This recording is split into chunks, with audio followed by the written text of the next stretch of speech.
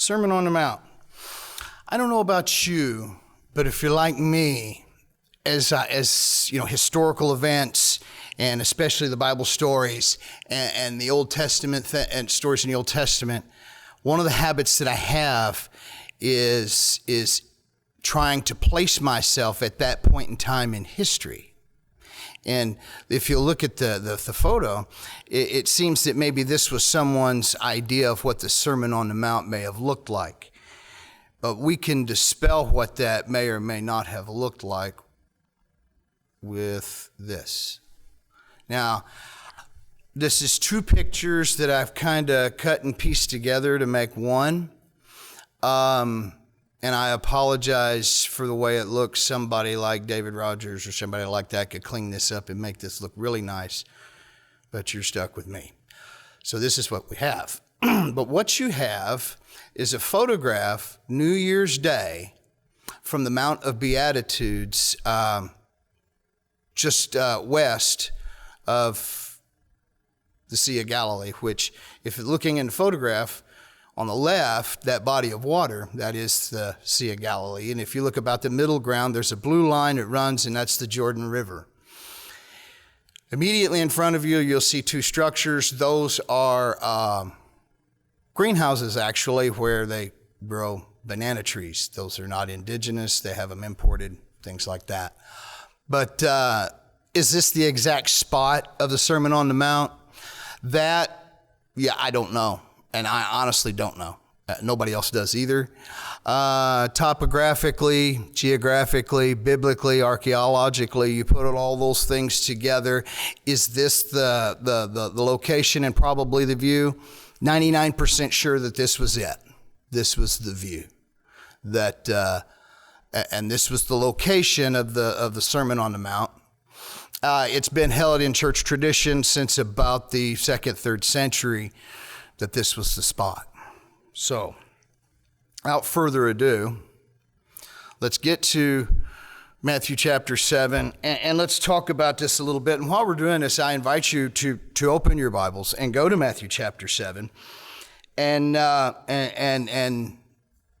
follow along with us. Now, if you don't, whether you go to your physical Bible or your device or however you do it, makes no difference. And if you don't have one, don't feel neglected. The entire chapter is in print as we go through. So before we unbox it here, what is going on? So before we unbox it here, let's talk about the Sermon on the Mount up to this point. And we've had some lists, and we've had some sayings that some of us might consider philosophical. Some of us might consider those things rhetorical. But what we have is not a to-do list. I mean, I have a lot of books, and I'm sure you do too. How-to manuals, dictionaries. We've got fiction, we've got nonfiction, we have science fiction, these kinds of things. And when we read the Sermon on the Mount, we need to realize that this is not a checklist or a grocery list where you can say, yeah, I'll do this one. No, all of this is progressive because Jesus has been trying to paint the picture of what God's unmistakable disciple looks like. This is what God's man or woman looks like. So that said, it's a heart check. We're supposed to be modeling the heart of God, and that's what this is. It's a heart check. So let's unbox it. Now, there's a lot of outlines and a lot of approaches that we could use. This is mine. I don't know if it's acceptable, but for the time that we have and to try to do the whole chapter in one evening, this is the way I felt we had to approach it. So you can see the way we're going to look at it.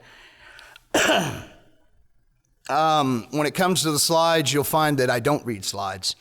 And due to time, this study is not,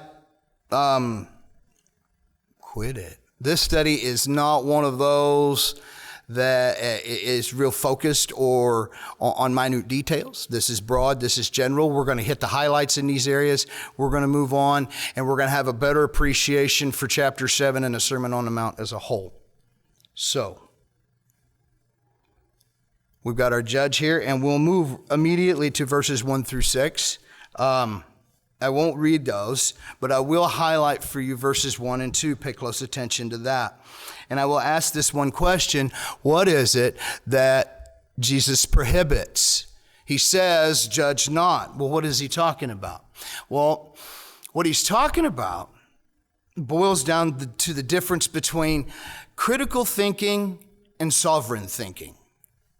And what I mean by that is the application of our knowledge, which is what we call wisdom, and the application of God's knowledge. Now, we have to remember something about God's knowledge. You have to remember some things about God. His knowledge, it's not progressive. His knowledge is finite. He already knows everything. Okay? You can't escape God's knowledge. So there's nothing that you can think, do, say, or otherwise that escapes his knowledge. And number 3, while his knowledge is finite, it is also infinite. Okay? Our knowledge, compared to that, our knowledge is very limited. And I think that that's the obvious. We'd all agree to that. So when Jesus says, judge not, what he's talking about is not our critical thinking. He's not talking about us as Christians setting boundaries for ourselves, saying, I'm going to be involved in this. I'm not going to be involved in that. I'm going to say these things. I'm not going to say those. I'm going to do those things, but I'm not going to do those. That's not the kind of judging that he's talking about here. The kind of judging he's talking about is that sovereign ability. I think we read of Moses' seat. Moses had this ability. But that sovereign ability to condemn with consequences. This is what he cautions us for. As we think about this, again, this is a heart check. This is a heart check. This is not something you simply choose to do or not do. This is a mindset. This is wherever your heart is. So, now here's the subjective part of this, of verses 1 through 5. I'm going to tell you that what I think is the person that does judge, where Jesus prohibits it, the person that does judge gets judged twice. I think he gets judged not only by God's law, which we all do, which is obvious. I think what Jesus is inclining towards here is the fact that not only will you be judged by God's law, you're going to be judged by the standard that you use to judge everyone else. And I'm going to say that in the end, that's probably not going to taste very well. But anyway, we'll move along.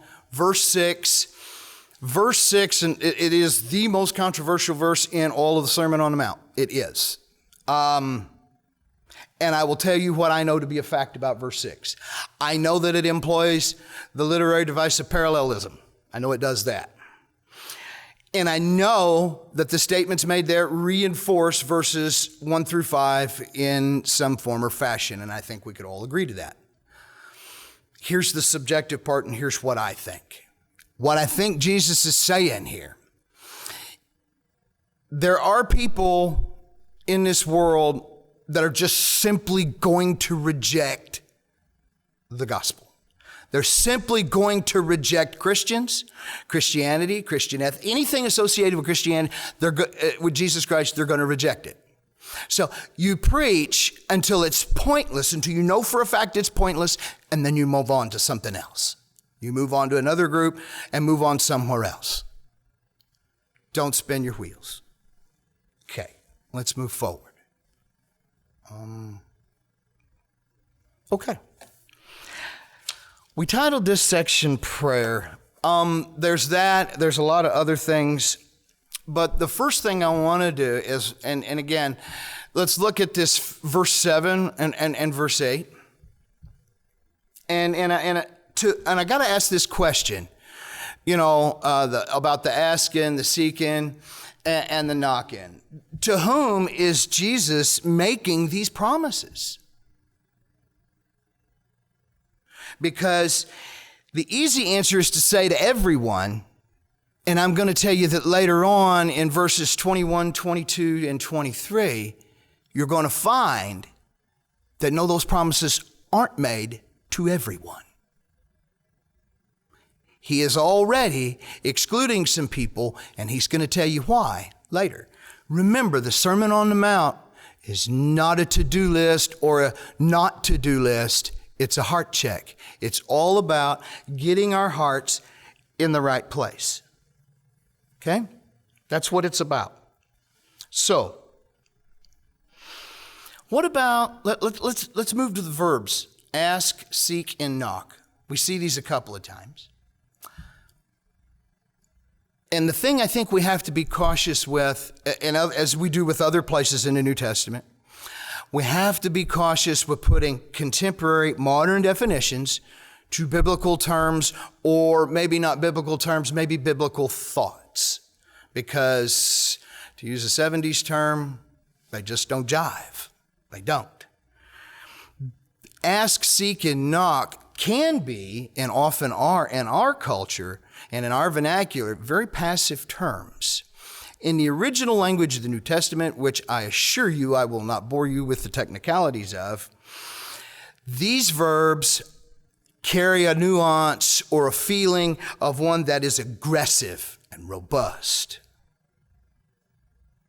which is often different than the connotation we put to those.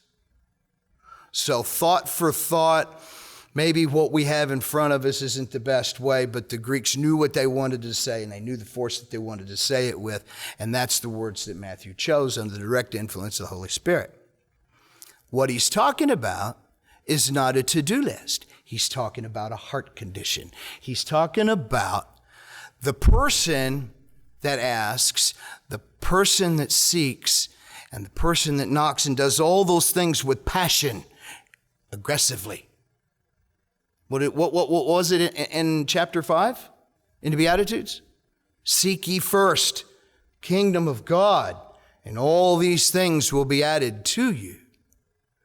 So these promises are to God's unmistakable disciple, God's man or God's woman. These promises are not to everyone. Okay.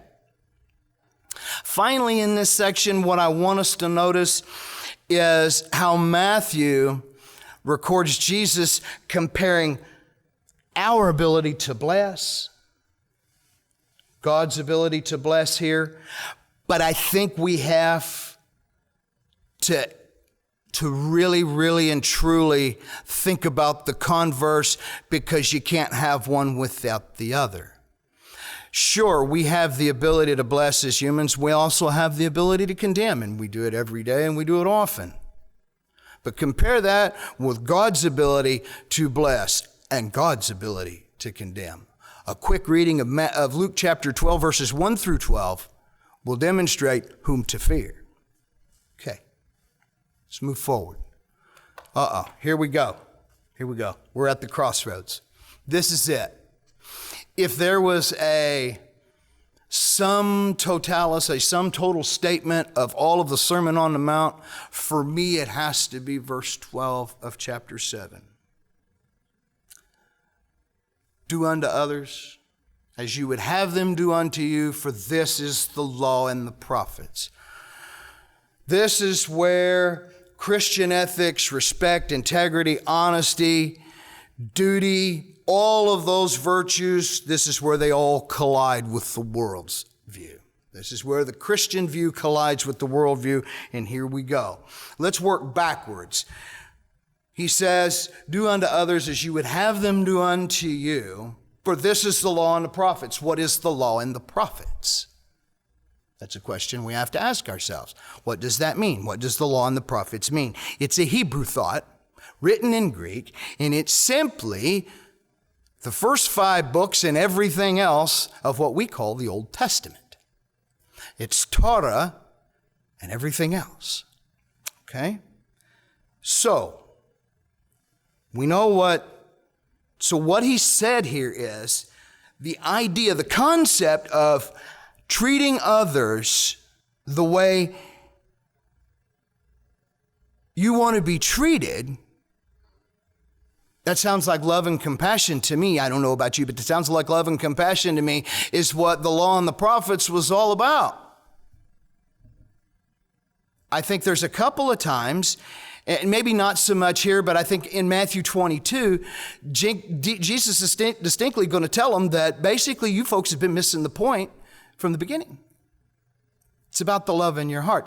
We're not saying that the do's and do nots aren't important. I would never espouse anything that said that the do's and do nots of New Testament ethics, Christian ethics, were not important, because they are. They're integral. You'll be judged by what you do. But when they searched heaven and earth to find one worthy to judge the hearts of men, the only thing they could come up with was Jesus Christ. He's the only one that's worthy. So I'm going to say there's some significance, and a great deal of significance, and we see this in verse 21, 22, and 23 of chapter 7, of not only what you do, but more importantly and more significantly is why you did what you did. And we're going to get to that. I promise to drop a bomb and move on, but I have to, because this is all progressive. So the important thing to notice in verse 12 right now, we'll notice some other things later, is that it doesn't matter what happens to you. Doesn't matter what somebody else or a group of persons does to you. That doesn't matter. All that matters to God is your response. Now let's talk about that for a second.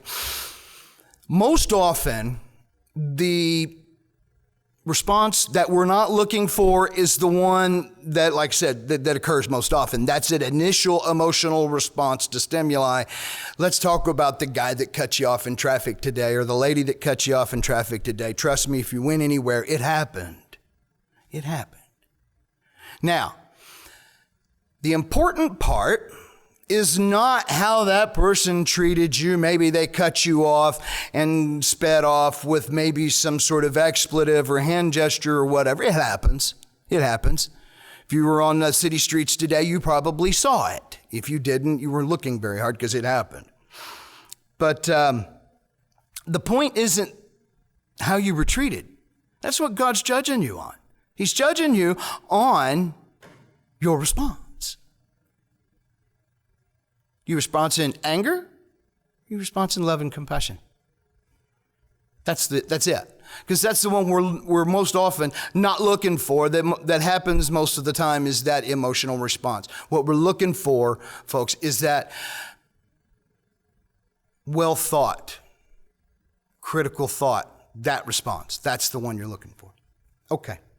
I mean, think about the responses. One more time, sorry. Think about the responses of Jesus on the cross.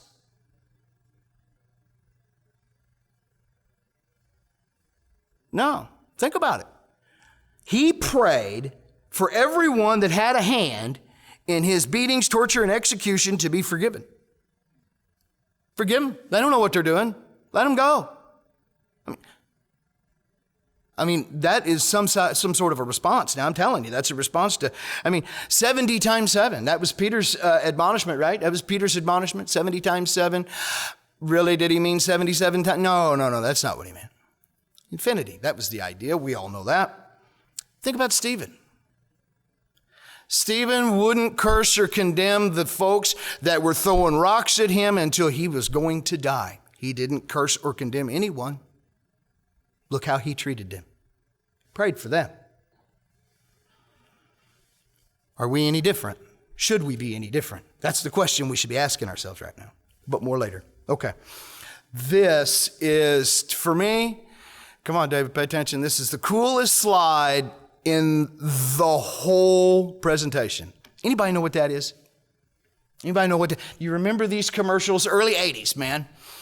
Is it Live or is it Memorex? Remember, the guy comes walking in, pushes the tape deck thing, he closes it, hits the power button, hits the play button, sits down in the chair, the music starts, and he blows his hair back, blows the lamps, everything blows back, right?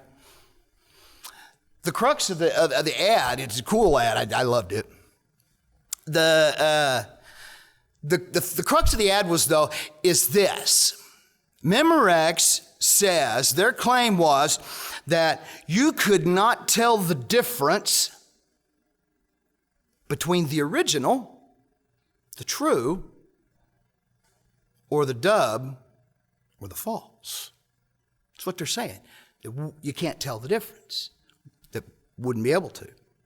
Jesus Christ says it's different. We'll get to that. Let's look at 13 to 27, and we're going to break that in two parts. We're going to look 13 to 20 first. And we want to focus on, what was our Bible reading this evening? We'll focus on 13 and 14. And I'm not going to reread that. But what we're going to talk about is we're going to talk about gates and paths. And we're going to talk about Monty Hall and let's make a deal. How many times have you guys heard this sermon or heard this lesson taught where it was taught that it was more like Monty Hall, let's make a deal? You can tell on yourself if you're old enough to remember that. I am. I'm old. What do I care? So the idea is that the path or the door that leads to life is right here. And it's real small, and the way to get to it is really difficult, and it's hard to find, but it's there. But that's the path to life. And behind door number 2 over here, and door number 2 has a really vast, wide path, and a really huge door, huge gate. Numerous people can go through at a time. And it's right beside it. Let's look at that a little bit different, shall we? Let's leave that hard to find, narrow path, small door over here. And that wide path, wide gate, let's put that over here, because this is the case, folks. This is what happens. You're going to get a heart check. You've been getting a heart check. And if you're going to align yourself with Jesus Christ and what he expects, if you are going to be God's man or woman, you're going to go towards the door that leads to life. And what do you have to do? What you have to do? You have to. You don't have any. You have to put your back to some of this. You have to put your back to all of it. Really. Well, it's not me. It's Jesus Christ. It said, what is it, that does not hate mother, brother, father, sister? If you don't, forget it. You're not worthy of me. You have to follow him. You're going to have to put family. You're going to have to put loved ones. You're going to have to put people you care about, things that you enjoy. All that stuff has got to, you got to put your back to it. You have to. You have to. Yeah, if you're going to be a decent person on this planet, you have to put your back to those things. You just have to. You can't take both paths. Even if they're side by side, you can't travel both roads. That's why I suggest they're on opposite ends of the spectrum. Choose one or the other. Jesus says you can't ride the fence. That's what he told church at Laodicea. Can't ride the fence. Okay, so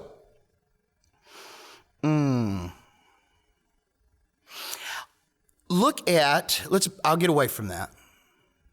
Let's look at verse 15 to 20, and you're going to see shadows of judgment, and you're going to see how we're going to know each other. But there's a catch. There's a catch. And that catch is coming. And that's in the next section. That's why I broke it up this way. Verses 21, 22, and 23. Look at those. Folks, there are simply people that aren't going to make it. They're not. He tells you that. There are people that are going to do all the right things. Let me look at it. They cast out demons. They did all this stuff. And he's going to say, depart from me, I never knew you. What? But they did all the right things. That's what makes me think that it's the condition of your heart carries more significance. They did the right things, but they didn't do it for the right reason. The why. Why did you do what you do? Because it's possible, and we've all seen it. It's possible to do the right thing for the wrong reason and it blow up in your face. It's possible to do the wrong thing for the right reason and be blessed. History records both frequently and in our own time. Okay. Enough about this. Let's get to the end. Where'd it go? Here we go. Matthew 28 there says he taught. Says the people were astonished at his teachings, right? That's the impact of the Sermon on the Mount. For 3 chapters, he's been talking to them nonstop, and they're amazed. They're astonished at his teaching. Now, you got to remember, this crowd is not necessarily made up of good, honest, God-fearing Orthodox Jews. There's going to be a mixed crowd here. But by and large, overall, the people were astonished at Jesus' teaching. They're all familiar with the scribes, the Pharisees, and the Sadducees, and the rabbinical teachings. They're all familiar with those. They don't seem to get too astonished at that, but this says they were astonished. Matthew says they were astonished. Because he taught as one having authority. Not like the scribes, Pharisees, Sadducees, the rabbis. And it's a reason. What made Jesus different than those? What made his message different? See, I'm going to tell you that first century audience, they understood. Not yet. They understood that it was a heart check. They understood that it was going to be about the why. They knew that they could not be perfect. But in chapter 5, 6, and 7, nowhere does Jesus ask you to be perfect. He does not ask you to be perfect, no, anywhere. But if he tells you that if you'll abide those things, life is what you'll find. And you'll obey, life is what you'll find. Okay. The scribes, on the other hand, they didn't have any real authority. Let's think about it. They had maybe some kind of familial family heritage that gave them some prominence to be able to express their opinion or to, quote unquote, judge. In both senses, they did both. Maybe it was just on their knowledge. Maybe it was just because they could quote scripture so readily and they were thought to understand it. That would put them in a position of authority. Or a high priest could put them, it could just be a popularity contest or a favor. It could be nepotism. He could just give them some authority. Jesus, however, was different. He didn't have any of that stuff. Didn't make any claims to any of that stuff. He didn't make any divine claims of authority. He didn't. Not expressly. But yet, they paid him heed, and they were astonished at the way he taught. Okay. Before you go, 2 things. Obviously, the obvious thing is the takeaway from Matthew chapter 5, 6, and 7. The obvious takeaway is that if globally, if everyone treated everybody else with love and kindness regardless, it would be a wonderful place. Yeah. But we know that's not what happens. That's not what's happening. That's not what's going to happen. We know that's the obvious, okay? The hard part and the question that you should ask yourself, rather than immediately jumping to the negative, is ask yourself, what contribution did you make to it today? What was your contribution? Did you contribute love, compassion, and kindness? Did you? Or was it hate? Your personal private God, who did people see today? John tells us, as David pointed out this morning, that others will know us by mirroring God's love. What was your contribution today? And finally, thank you.